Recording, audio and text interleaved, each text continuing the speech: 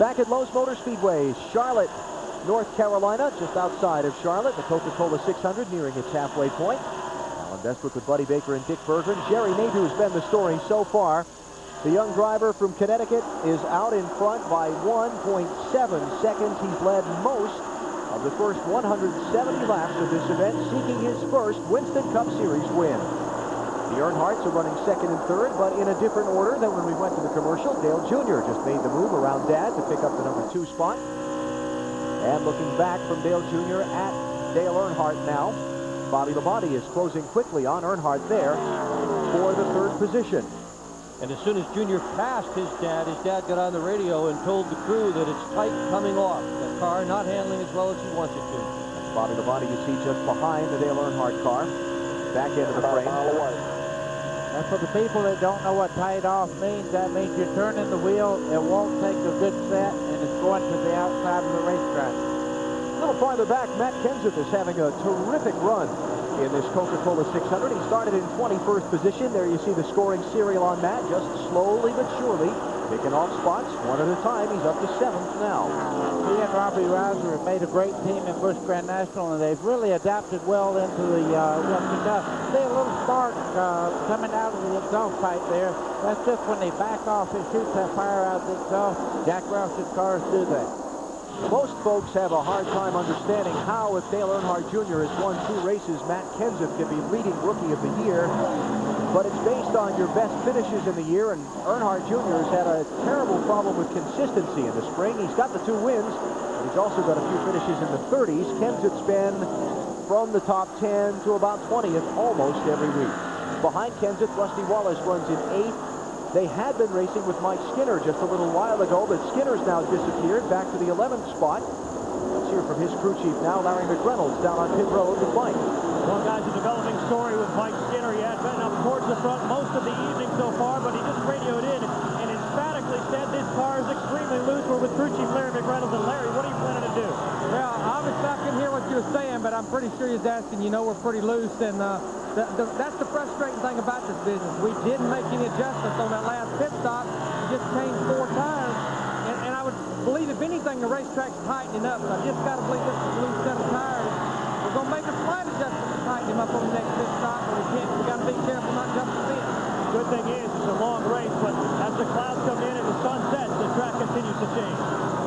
Saw Steve Park bypass Mike Skinner to pick up the 11th spot. Park recovering from a spin earlier back at lap number 81 that dropped him back to the end of the lead lap, but he has recovered quite nicely, matter of fact. While we watch Jerry Nadeau continue to lead, we also watch the very ominous skies building over Lowe's Motor Speedway. Mike Hogwood is down by the NASCAR weather radar station in the Winston Cup garage. Mike? And it's very colorful, and that's not what race guys here want to see. Here's the Charlotte Motor Speedway, and it's clear right now, but you see that line of thunderstorms and some of those storms blinking red not too far away from the racetrack. And it's all just a matter of which way they move from there. And blinking red is mighty ugly. They are threatening. The weather people have said that we've got some really tough stuff in the area. Jerry Nadeau leading the Coca-Cola 600.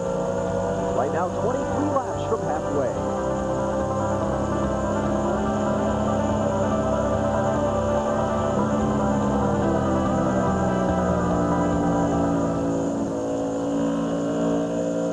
Is anybody else cold?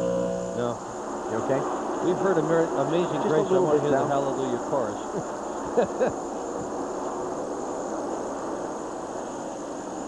I have it in my hand. Can you get me a lap sled total on Nadeau for like 180 for when we come back? Thank you. Where's Kenseth now? He Up just to got 6. by Derek. Yep. And who'd have thunk it from 21st? Yeah. No, it looks pretty good back there. Yeah. Yeah, it's just that stuff right there was the red stuff on the map. Yeah. Well, maybe it'll go on. So That's what we're planning on. what was that? All right, Craven's out.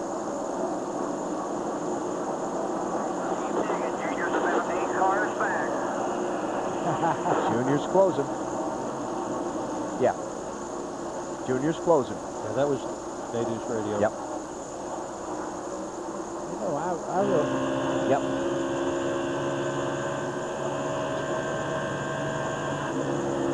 Yep.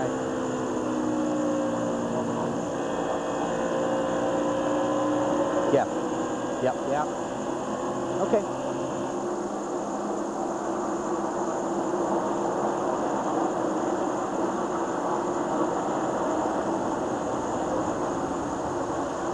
'18 has caught the 3 for third. Coming to start finish. All right.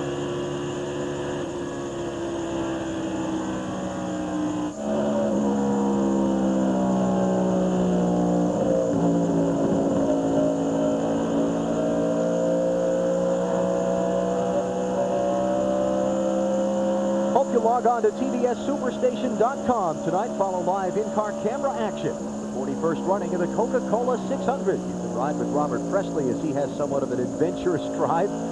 His car is skating way up by the wall as he heads off of turn 2. Here's our Circuit City telemetry on board the Presley car. Robert is not running among the lead group, but he is on the lead lap in 22nd position. 23 cars on the lead lap as we close in on halfway. Keeping an eye on the radar and the weather as well. That's the NASCAR official up on the roof who is there to supervise the team spotters. He's got the binoculars out. He's looking at the weather that's to the north of us. As we take some of our camera shots and you look around, that big glob that we saw on the weather radar is basically just to the north of the Speedway, and that's out behind turn 4.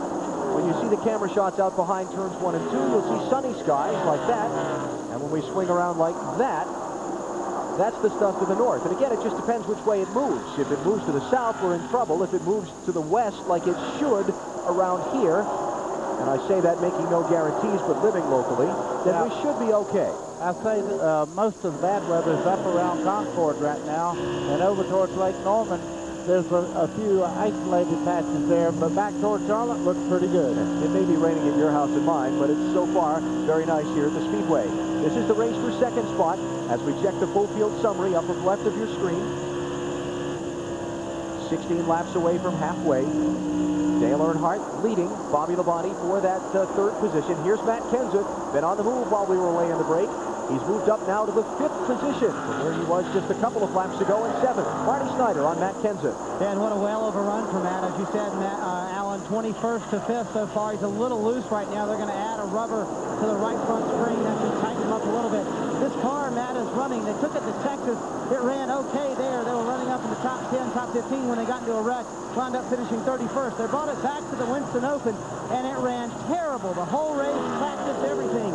And in the last segment of the Winston Open, the last little bit, they finally found something that worked for them. Actually, it was the No Bull Sprint, the 16-lap race. It worked perfectly. That is the same exact setup Matt Kenseth has on the car right now, and they have hit on it. He is in 5th, and they think they can make the car even better. There's Dave Blaney's car. You saw where the Rookie of the Year candidates are running. Dave Blaney a little bit farther back in the field. He's in 24th spot. He's the first car 1 lap down. Mike Skinner being caught by Jeff Burton. Burton reeling him in. This is for 12th and 13th as they work around the lap car of Jimmy Spencer. Spencer's back in 27th position, 1 lap down. Winston last week was really the very best possible test session the drivers have had for this event because it's the only real opportunity that they had to run at night in a competitive environment. All the practices have either been run during the day or at best at twilight. Now, one other car that's using the same setup that he had in the Winston is this one. Exactly the same setup that they used last week under the 25. Jerry Nadeau has led 94 of the 187 laps that we have run so far. Communication from the spotter down to the driver. A second spot about to change hands. There's Nadeau. Looking at the way some of the multi-car teams are running in the Coca-Cola 600. There's the Roush Brigade. I'd say it's a pretty good night for them so far. 4 of their 5 cars in the top 14 spots. Hendrick Motorsports doing very well with Nadeau, but certainly disappointed with Gordon and Labonte. The worst he's ever finished in this race. Gordon is 4th, and he's all the way back to 17th right now. Not a bad night for Dale Earnhardt Incorporated, not to mention that the boss, the owner, is running 4th in the Childress car. Rusty and Jeremy, 7th and 14th. Yeah, they don't want to see it rain. Yeah, Richard Childress there with Earnhardt in 4th and Skinner in 12th. And the Joe Gibbs car is doing very well tonight here in Charlotte. Bill Davis racing. Ward Burton's had a yo-yo night. Back to the front, to the middle of the pack. The difference in the sounds of the cars and the difference in the gearing here. A lot of people are running a very high gear to keep the engine from turning too much RPM, trying to make the distance 600 miles. Other people just twisting them right out of the frame. Team Savco, Chip Ganasky going to be coming on board as a controlling partner in that team from Felix Sabates. Petty Enterprises, Tim Fedewa taking over the car from John Andretti, who got out because of the rib injury that he suffered here during practice, which was actually kind of finishing off a crack that started last weekend in a crash at lap 1 of the Winston. Yeah, that had to be tough to get out of there. Ricky Rudd's been running very, very consistent tonight also, but look at the leaders here. Dale Earnhardt Jr. has caught Jerry Nadeau just about pushing him into turn 3. He caught him fast, too. Nadeau's going up the racetrack right now. Looks like the handle may be going away just a little bit. Earnhardt has really turned it up another notch right now.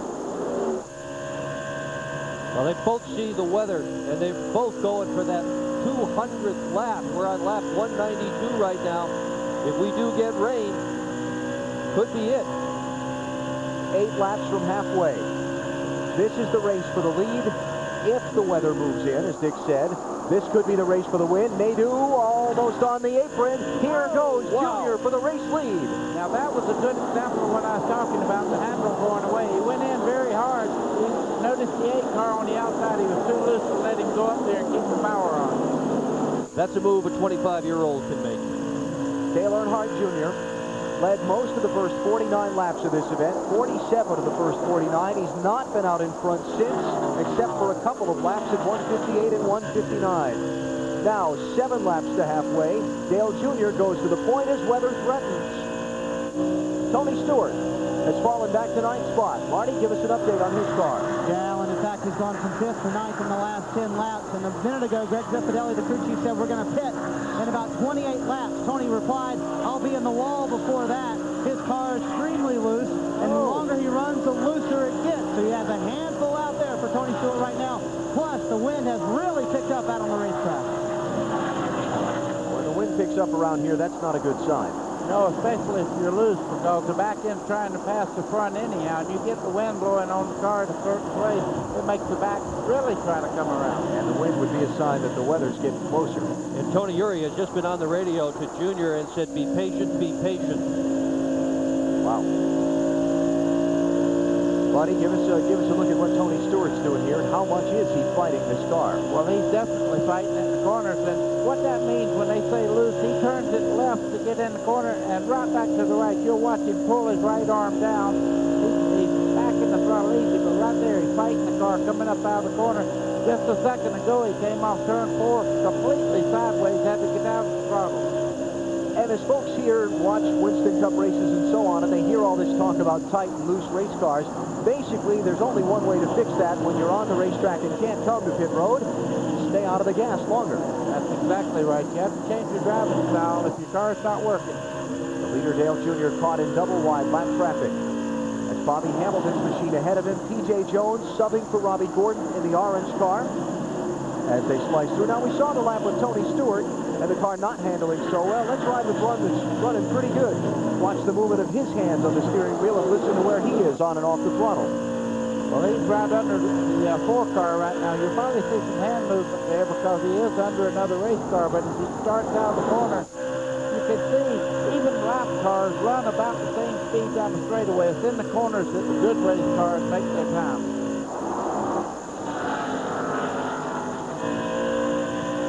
Bobby Hamilton in 35th position.